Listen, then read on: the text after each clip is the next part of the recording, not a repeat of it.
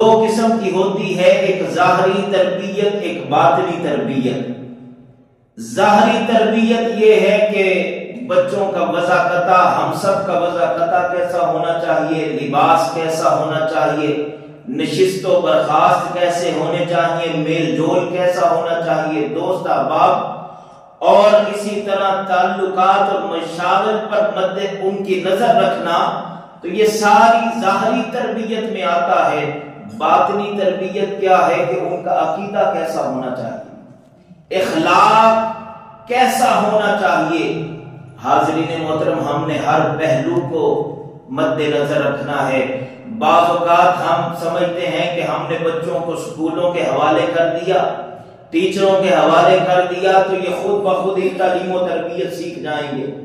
تعلیم کیا ہے، تربیت کیا ہے، پہلے تو یہ فرق جاننا بڑا ضروری ہے۔ تعلیم